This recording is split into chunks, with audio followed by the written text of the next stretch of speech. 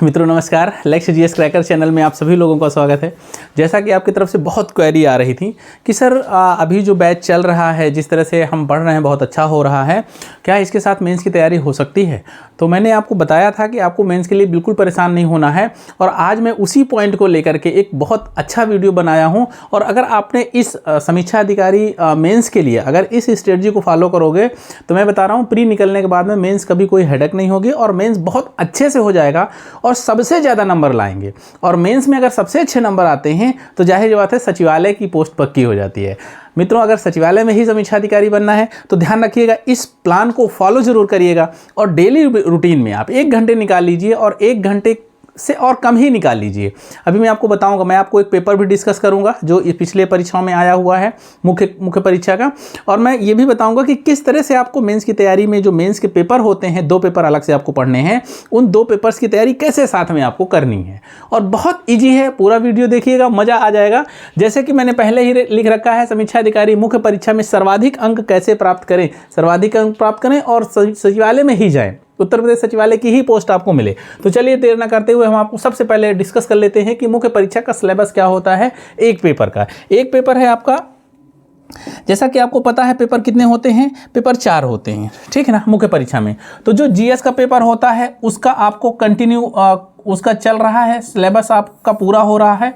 GS 140 का होता है, एक हिंदी होती है, हिंदी ऑप्शनल होती है, 60 नंबर की ऑब्जेक्टिव टाइप की होती है।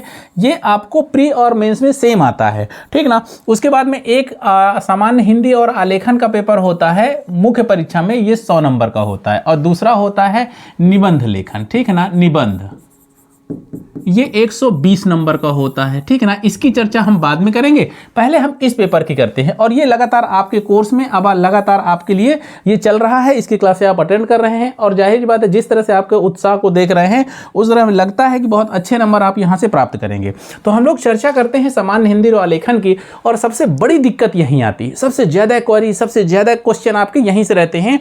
देखिए सबसे पहले कि 5 क्वेश्चन होते हैं, ठीक है ना, 1 2 3 4 5। अब इन 5 प्रश्नों में 100 नंबर आपको हासिल होते हैं, ठीक है ना, 100 नंबर आपको मिलेंगे। लेकिन कैसे मिलेंगे मैं इसके बाद में पेपर भी डिस्कस करूंगा, ध्यान रखिएगा।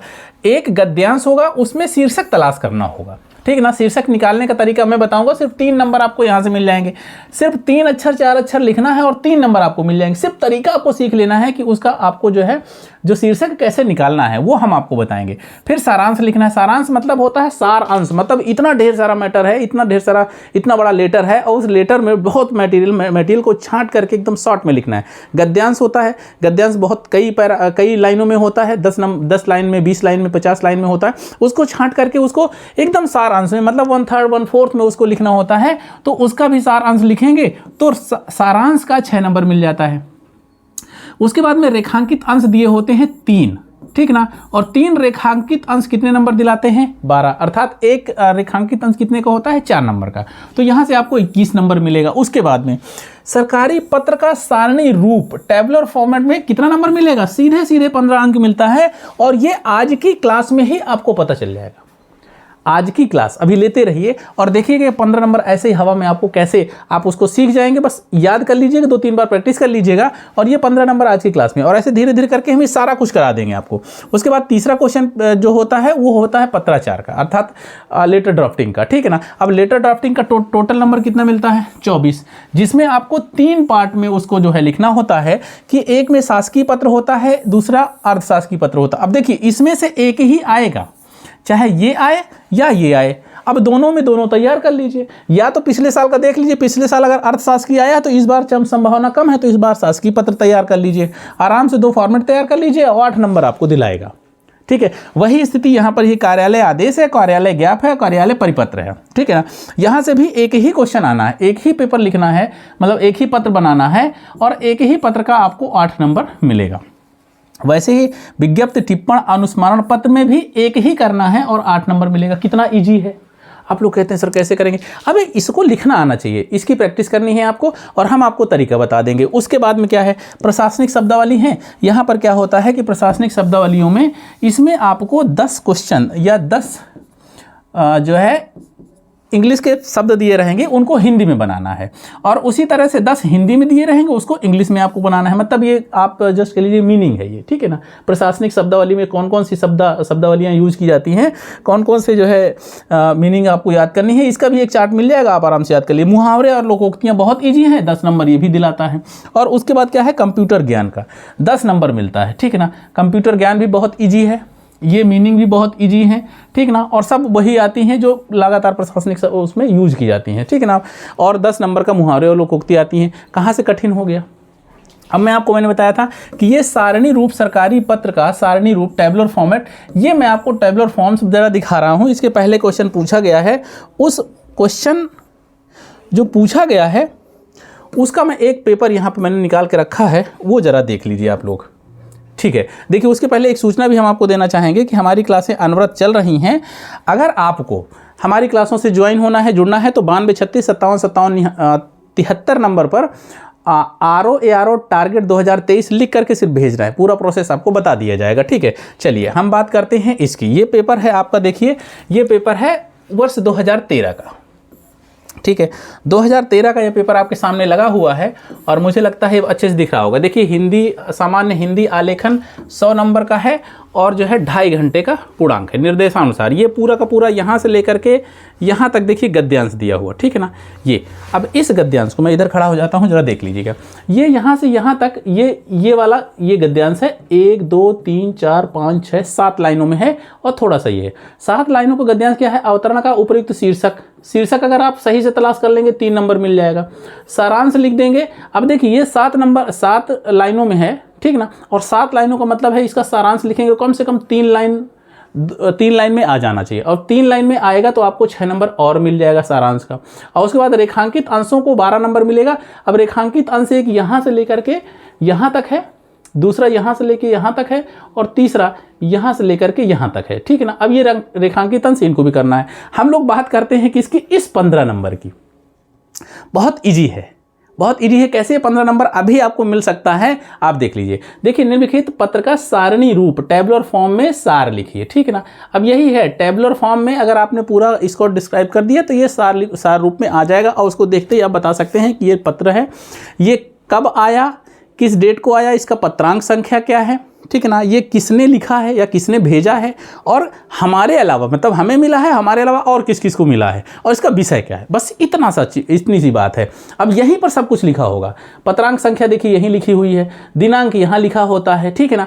उसके बाद में प्रेषक यहाँ लिखा होता है, ठीक है ना, ये लिखा है प्रेषक। और सेवा में, जो सेवा में होता है उसे कहते हैं प्रेषिती। ये यहाँ पर है प्रेषित, मतलब ये यहाँ पर जो है 1 नंबर ये हो गया, 2 नंबर ये हो गया, तीसरा ये हो गया, चौथा ये हो गया, और विषय है 5वां ये हो गया, ठीक ना। और छठा जो है कुछ नहीं होता है, आप ध्यान रखिएगा। अब इसको अगर आपको लिखना है, इसको अगर टैबुलर फॉर्म में बनाना है, तो टैबुलर फॉर्म कैसे बनेगा। मान लीजिए आपकी कॉपी है और उस कॉपी में आपने ऐसे 2 लाइनें खींच दी, ठीक ना। उसमें एक हमने ऐसे लाइन खींची, ये टैब मतलब टैब है, आप बना रहे हैं टैबुलर। अब यहाँ पर आपने डाल दिया क्रम संख्या डाल दिया, तो जाहिर बात है क्रम संख्या अगर पहला है तो एक ही डालेंगे, और इसके बाद में जितने लेटर चले जाएंगे 2 3 4 5 6 डालते जाएंगे। उसके बाद में फिर दूसरा क्या डालना है, देखिए पत्रांक पहले आता है ना, तो पहले आपको पत्रांक डालना है, पत्रांक संख्या, ठीक ना। अब यहाँ पर पत्रांक संख्या वही डाल देना है 151 01 18 खा, ठीक है। 18 खा 2013 और 14, बस ये पत्रांक संख्या हो गई यहाँ तक, ठीक है। उसके बाद में यहाँ पर आ जाएगा एक कॉलम और बनेगा, और टोटल ध्यान रखिएगा 6 कॉलम बनते हैं, यही आपको याद करना है। ये है दिनांक। दिनांक मतलब जिस तारीख को ये पत्र भेजा जाता है उस तारीख को यहाँ पर अधिकारी डेट डालता है, ठीक ना। यहाँ पर डेट होती है, और कोई भी डेट अगर यहाँ नहीं है तो इसको खाली कर सकते हैं। अगर है तो मान लीजिए कि ये जनवरी जो है 2023 की है, तो यहाँ पर आप जनवरी 2023 डाल सकते हैं, ठीक। तो ये एक तीसरा कॉलम हो गया। उसके बाद चौथा कॉलम यहाँ पे बनेगा, जिसे हम कहते हैं प्रेषक। कुछ नहीं करना है, सिर्फ यही आपको देख करके लिख देना है प्रेषक। अब प्रेषक मतलब किसने भेजा, अब यहाँ पर सचिव गृह मंत्रालय भारत सरकार नई दिल्ली, बस यही पूरा लिख देना है, सचिव कामा गृह मंत्रालय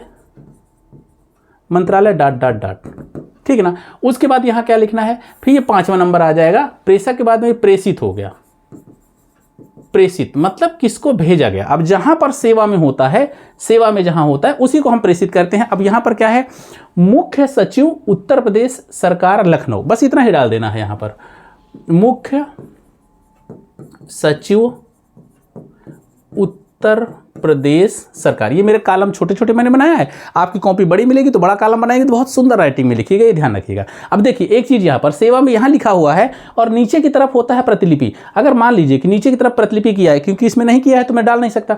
यहाँ पे सूचनार्थ प्रति, अगर यहाँ पर सूचनार्थ प्रति यहाँ पर 1 2 नंबर 3 नंबर करके और किसी को भी भेजा गया है, जैसे मान लीजिए कि हम डीएम को कोई लेटर सचिवालय से अगर कोई लिखा जाता है तो डीएम को गया, डीएम के साथ में एसएसपी को गया या एसपी को गया या सीओ को गया, ये क्षेत्र के थानेदार को गया, तो वो भी हमको यहाँ पर लिख देना है, ठीक ना।